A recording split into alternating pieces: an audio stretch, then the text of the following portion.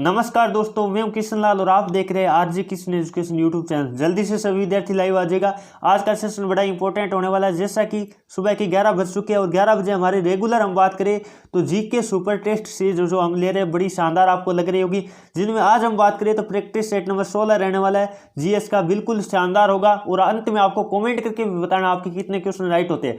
आज मैंने अंतिम में जाकर कुछ नए क्वेश्चन भी इंक्लूड किए, क्योंकि काफी सारे विद्यार्थियों का रिक्वायर था कि सर थोड़े कुछ नए क्वेश्चन भी लीजिएगा। तो नए क्वेश्चन बिल्कुल अब से आपके नए क्वेश्चन भी थोड़े इंक्लूड रहेंगे और थोड़े लेवल के अनुसार रहेंगे, बाकी आप ध्यान रखिएगा। चलिए सेशन की तरफ बढ़ते हैं। इससे पहले भारतीय सेना की तैयारी करने वाले सभी नौजवानों को जय हिंद और नमस्कार। चलिए बढ़ते हैं फर्स्ट क्वेश्चन की तरफ। फर्स्ट क्वेश्चन आपके स्क्रीन के सामने लेते हैं। जल्दी से सभी विद्यार्थी इसका भी लाइव चैट में जवाब देने की कोशिश करिएगा। क्वेश्चन आपका क्या दर्ज है?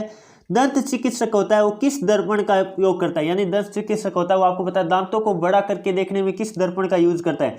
जल्दी से बताने की कोशिश करिएगा। बिल्कुल जो ऑप्शन नंबर क्या बता रहे हैं, बी बता रहे हैं, बिल्कुल का उत्तर सही है। यानी हम बात करें अवतल दर्पण, अवतल दर्पण यूज में लेता है। और बात कर लेते हैं अवतल दर्पण का यूज और कहां कहां होता है, वो भी आप याद रखिएगा। अवतल दर्पण में बात करें तो आपको पता होगा सौर बत्तियां होती है, ये क्वेश्चन इंपॉर्टेंट है। सौर बत्तियां होती है उसमें भी आपको पता होगा अवतल दर्पण यूज में लिया जाता है। और बात कर लेते हैं वाहनों की हेडलाइट में, वाहनों की जो हेडलाइट होती है उसमें भी आपको पता होगा कौन सा दर्पण होता है, अवतल दर्पण होता है। अब बात कर लेते हैं उत्तल दर्पण की, तो आपको पता होगा जो ड्राइवर के बगल में लगा दर्पण होता है वो कौन सा होता है, उत्तल दर्पण होता है। याद रखिएगा जो वाहनों के पीछे के दृश्य को देखने के लिए यूज में लिया जाता है। चलिए दोस्तों आगे बढ़े, अगला क्वेश्चन नंबर बात कर लेते हैं।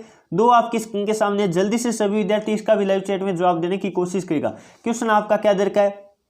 ऐसी धातु जो कमरे के ताप पर द्रव अवस्था में पाई जाती है। यानी आपको क्या बतानी है? ऐसी धातु बतानी है। ध्यान रखिएगा धातु बतानी है। तो आपको धातु में बात करें जो कमरे के ताप पर क्या पाई जाती है, द्रव अवस्था में पाई जाती है। जो ऑप्शन नंबर बी बता रहे हैं बिल्कुल का उत्तर सही है। यदि हम बात करें मरकरी, तो मरकरी आपको पता है पारा का ही दूसरा नाम है। पारा कह दो या मरकरी कह दो, काफी सारे विद्यार्थी कंफ्यूज हो गए, तो आपको ध्यान रखना है। और इसका प्रतीक भी आपको ध्यान रखना है, Hg होता है। कई बार प्रतीक भी दे सकता है। आपको पता होगा पारा एक क्या है, धातु होते हुए भी क्या है, द्रव अवस्था में पाई जाती है सामान्य अवस्था में। और आपको पता है विद्युत की क्या होती है, कुचालक होती है। विद्युत की कुचालक होती है, मैं ध्यान से सुनिएगा। अब बात कर लेते हैं ब्रोमीन। ब्रोमीन आपको पता है अधातु है। ब्रोमीन क्या है? अधातु है, जो कि कमरे ताप पर किस अवस्था में पाई जाती है, द्रव अवस्था में पाई। अधातु की बात करें तब आपको ब्रोमीन करना है। इंपॉर्टेंट क्वेश्चन आप याद रखिएगा। तांबे का प्रतीक आपको पता होगा Cu होता है, काफी बार एग्जाम में आ चुका है। और जस्ते यानी जिंक का प्रतीक Zn होता है, ये भी आप याद रखिएगा। चलिए दोस्तों आगे बढ़ते हैं। अगला क्वेश्चन नंबर बात कर लेते हैं। तीन आपकी स्क्रीन के सामने, जल्दी से सभी विद्यार्थी इसका भी लाइव चैट में जवाब देने की कोशिश करिएगा। प्रोटॉन और न्यूट्रॉन का योग क्या किसका प्रतिनिधित्व करता है? तो प्रोटॉन और न्यूट्रॉन के दोनों का योग आपको पता है द्रव्यमान संख्या कहलाती है। जो ऑप्शन नंबर बी बता रहे हैं बिल्कुल उनका उत्तर सही है। द्रव्यमान संख्या क्या होती है आपको पता होगा, जिसे हम ए से डिनोट करते हैं। ए कह दो, आपको पता है क्या होता है। प्रोटॉन की बात करें P प्लस न्यूट्रॉन यानी N, इनका योग होता है। द्रव्यमान संख्या क्या होता है? P प्लस N होता है, ये आप ध्यान रखिएगा। अब बात कर लेते हैं, आपको पता होगा प्रोटॉन पे बात करें तो प्लस आवेश होता है। प्रोटॉन पे क्या आवेश होता है? प्लस आवेश होता है। और न्यूट्रॉन की बात करें तो न्यूट्रल होता है, यानी उदासीन होता है, कोई आवेश नहीं होता है। और इलेक्ट्रॉन की बात करें तो याद रखिएगा इलेक्ट्रॉन पर क्या होता है? ऋणावेश होता है। आपको पता होगा परमाणु में कितने कण होते हैं, तब आपको करना है। परमाणु में कितने कण होते हैं आपको पता होगा? 3 कण होते हैं। आपको कहे परमाणु में आवेशित कण कितने होते हैं, तो आवेशित आपको पता है एक प्रोटॉन होता है और एक इलेक्ट्रॉन होता है, 2 ही होता है। जबकि न्यूट्रॉन क्या होता है? उदासीन होता है। याद रखिएगा, इंपॉर्टेंट क्वेश्चन है, काफी बार एग्जाम में आ भी चुका है। अब बात कर लेते हैं, आपको पता है परमाणु क्या करती है, हम इस तरह माने तो आपको पता है परमाणु का यहाँ क्या होता है? केंद्र होता है। परमाणु के केंद्र में हम बात करें तो प्रोटॉन और क्या न्यूट्रॉन पाए जाते हैं, प्रोटॉन और न्यूट्रॉन पाए जाते हैं। और बाहर कक्षाओं में कौन चक्कर लगाते हैं आपको पता होगा? इलेक्ट्रॉन चक्कर लगाते हैं। ये इंपॉर्टेंट क्वेश्चन आप सभी याद रखिएगा। चलिए दोस्तों आगे बढ़े, अगला क्वेश्चन नंबर बात कर लेते हैं। 4 आपकी स्क्रीन के सामने, जल्दी से सभी विद्यार्थी इसका भी लाइव चैट में जवाब देने की कोशिश करेगा। विद्युत बल्ब, क्वेश्चन क्या दे रखा है? विद्युत बल्ब विद्युत ऊर्जा को किस में रूपांतरित करता है? तो आपने देखा होगा जो बल्ब होता है वो विद्युत ऊर्जा को किस में रूपांतरित करता है, आप सभी को पता होना चाहिए। बल्ब की बात करें तो आपको सभी को पता होना चाहिए। हम उसे क्या देते हैं? विद्युत ऊर्जा देते हैं। और वो हमें क्या देता है? एक तो प्रकाश ऊर्जा देता है। ध्यान रखिएगा, प्रकाश ऊर्जा के साथ में और क्या देता है? और आपको पता है उसमें ऊर्जा भी देता है। तो इंपॉर्टेंट क्वेश्चन है, जब दोनों ऑप्शन में मिले तब तो दोनों करना है, ठीक है, ध्यान रखिएगा। और केवल एक मिल रहा तो आपको पता है ऑप्शन नंबर क्या राइट होगा? ऑप्शन नंबर आपका सी राइट होगा, प्रकाश ऊर्जा। बाकी आपके ऐसे कह दे ऊष्मीय ऊर्जा और प्रकाश ऊर्जा दोनों, तो दोनों वाला ऑप्शन करना आप खास तौर से ध्यान रखिएगा। बल्ब होता है वो आपको पता है विद्युत ऊर्जा होती है, उसको प्रकाश और ऊष्मीय, क्योंकि आपको पता है बल्ब जलता है तो गर्म भी होता है, तो ये भी खास तौर से ध्यान रखना। और बल्ब का तंतु किसका बना होता है, टंगस्टन का बना होता है, ये भी आपको ध्यान रखना। और विद्युत हीटर का तार होता है, वो तंतु होता है, वो किसका बना होता है, आपको पता होगा नाइक्रोम का बना होता है। चलिए दोस्तों आगे बढ़े। अगला क्वेश्चन नंबर 5 आपकी स्क्रीन के सामने क्या दे रखा है, आग को जलाने में सहायता करती है, यानी आग जो जलती है उसको सहायता करने वाली गैस की बात करें तो कौन सी है, जल्दी से बताने की कोशिश करेगा। तो जो ऑप्शन नंबर क्या बता रहे हैं, सी बता रहे हैं, बिल्कुल का उत्तर सी है। ऑक्सीजन होती है वो आग को जलाने में सहायता करती है। अब बात कर लेते हैं, आपको पता होगा, यहां से मैं थोड़ा और बता दूं ऑक्सीजन के बारे में, तो मैंने बता ही दिया आग को जलाने में सहायता करती है। और बात कर लेते हैं यहाँ क्या है, कार्बन डाइऑक्साइड, इसका सूत्र क्या होता है, CO2 होता है। क्या होता है, CO2 होता है। ये आपको पता होगा अग्निशामक यंत्रों में भरी जाती है, क्योंकि ये आग बुझाने के काम में ली जाती है। कार्बन डाइऑक्साइड किस में काम ली जाती है, आग बुझाने के काम में ली जाती है। और ठोस कार्बन डाइऑक्साइड को आपको पता होगा शुष्क बर्फ भी कहते हैं। कार्बन मोनोऑक्साइड की बात करें तो इसका सूत्र CO होता है। सर्वाधिक विषैली गैस की बात करें तो CO होता है, ये याद रखिएगा। और सल्फर डाइऑक्साइड का मतलब क्या हुआ, SO2 हुआ, आपको पता है अम्लीय वर्षा में महत्वपूर्ण सहायक गैस है। चलिए दोस्तों आगे बढ़े। अगला क्वेश्चन नंबर बात कर लेते हैं 6 आपके स्क्रीन के सामने, जल्दी से सभी विद्यार्थी इसका भी लाइव चैट में जवाब देने की कोशिश करेगा। निम्न में अकीरिय गैस कौन सी है, तो अकीरिय गैस आप सबको पता होगा कौन कौन सी होती है, मैं बता देता हूं थोड़ा सा आपको। तो यहाँ आपको दिखाई दे रहा है जो ऑप्शन नंबर क्या बोल रहे हैं, सी बोल रहे हैं, बिल्कुल का उत्तर सही है। आपको पता होगा एक तो हीलियम हो गया, हीना नहीं आएगी, नियोन हो गया, आर्गन हो गया, नहीं आएगी क्योंकि क्रिप्टोन हो गया। और आगे बात कर लेते हैं, हीना नहीं आएगी क्योंकि जीना रोएगी, XERN, ये आपको पता होगा। अब ये आपके पता है कितनी गैस है, अकीरिय गैस 1 2 3 4 5 और 6, ये आपको ध्यान रखना है। 6 क्या अकीरिय गैसों की संख्या कितनी है, कई बार क्वेश्चन ऐसे आ जाता है, तो आपको ध्यान रखना 6 है। और आपके सामने है, मैंने ट्रिक भी बता दिया, हीना नहीं आएगी क्योंकि जीना रोएगी, इस तरह से आप याद रख सकते हो। हीलियम हो गया, नियोन हो गया। आपको पता होगा आर्गन का यूज किस में किया जाता है, बल्बों में जो गैस भरी जाती है वो अकीरिय गैस आर्गन भरी जाती है, ये भी आपको ध्यान रखना है। चलिए दोस्तों आगे बढ़े। अगला क्वेश्चन नंबर बात कर लेते हैं 7 आपके स्क्रीन के सामने दे रखा है, जल्दी से सभी विद्यार्थी इसका भी लाइव चैट में जवाब देने की कोशिश करेगा। दूध को दही में बदलने वाला जीवाणु कौन सा है, यानी आपको बताना है बैक्टीरिया कौन सा है। जो ऑप्शन नंबर क्या बता रहे हैं, बिल्कुल बी बता रहे हैं, बिल्कुल का उत्तर सही है, लैक्टोबैसिलस होता है, आपको पता होना चाहिए। और दूध की शुद्धता नापने के लिए यंत्र लैक्टोमीटर काम में लिया जाता है, यह भी आप याद रखिएगा। चलिए दोस्तों आगे बढ़ते हैं।